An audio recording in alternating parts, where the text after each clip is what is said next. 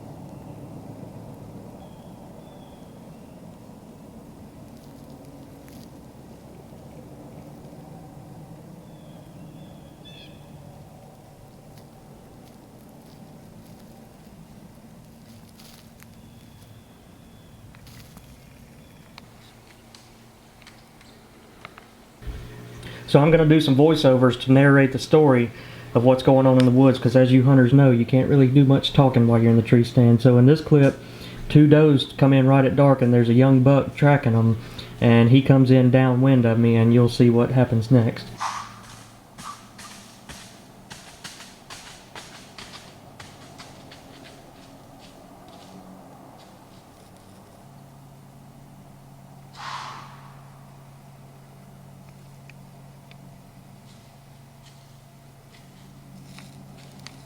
So the next day we decided to do some stalk hunting, and we were just walking down these logging roads, and I came across this small buck, and I think I was the first human he had ever seen.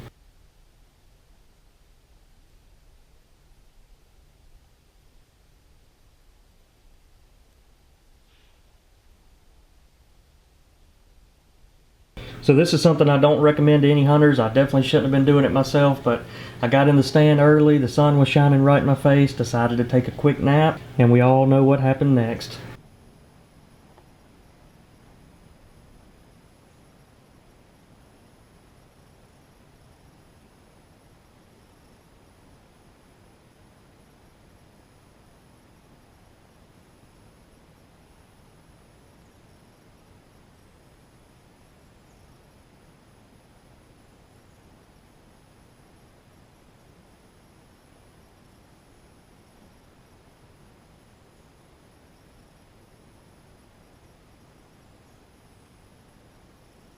And it turns out it was just a young buck that we call Patches, and this is a really unique deer because he still has white spots on his fur.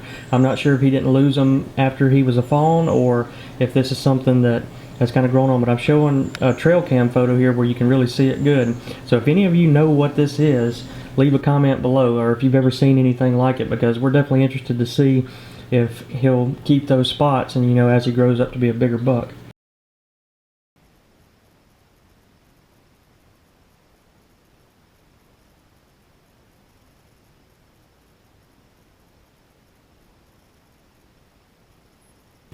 So it had been about 2 hours since the spike came out, and with it raining off and on, at this point I was soaking wet, so I decided I was going to try to mix it up a little and pull out the grunt call.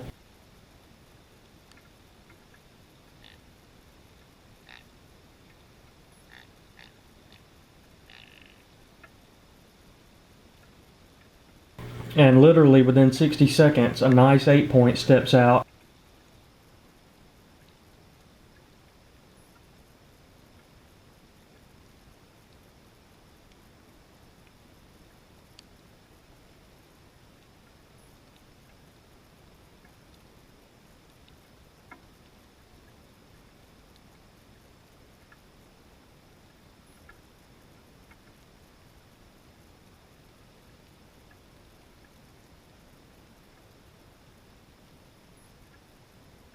And he was perfectly broadside, but there was a small twig right where I should be shooting, so I decided to wait it out and wait on a good shot.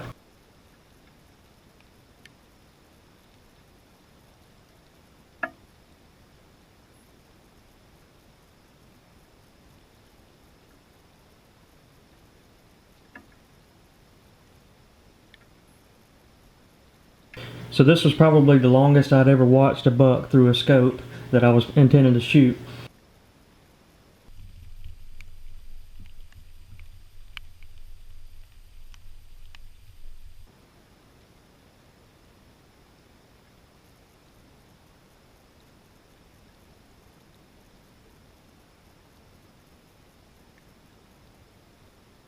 And he finally got to where he turned and he was facing directly at me, and I'm not sure if it was me moving or the buck that startled a hen that was over to the side, and you can't really hear the audio because I had waterproof casing on, but a hen started clucking and the buck got really alert, and I could see it in his eyes that he was about to bolt any second.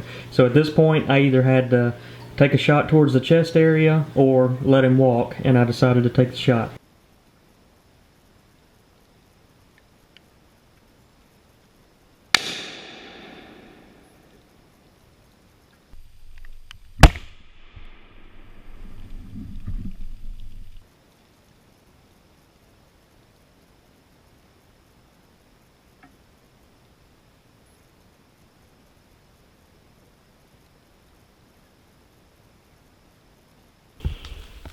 Alright, the buck I know jumped across this creek somewhere right in here. So let's see. I know he jumped over this log right here. So we're going to see if we got any blood trail. I feel pretty good that I hit him. Yeah, there we go. There's a bunch of blood right there on the side of that tree. Let's see if he's up here laid up somewhere. He crossed the creek right here. It's raining, so I'm going to try to get a couple people to come help me. We're going to go check and see if he's right over there on the other side of this creek. Time to put the camera down and find this deer before the blood trail gets washed away. Alright guys, unfortunate news right now. We have trailed this deer. I got my pregnant wife out here. We've been about, what, 3/4, maybe a mile through the woods. We had Heath out there helping us. Found lots of blood and bone and everything. So our last hope is to go find a deer dog. We couldn't get any of it on camera because it's been raining, and we're hoping we don't lose the trail.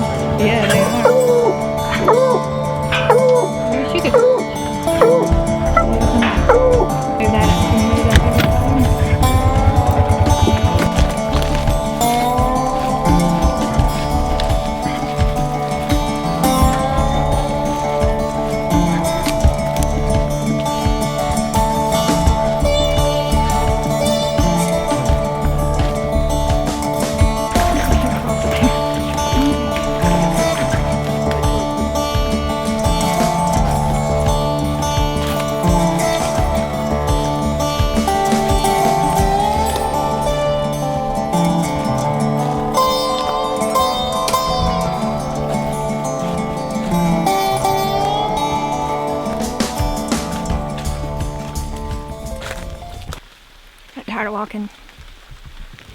Alright folks, we have just spent about the last 6 to 7 hours tracking that buck through the woods. I'm tired. I know, that's right. My feet are killing me. But just to recap, we couldn't find it. We got the dogs out there.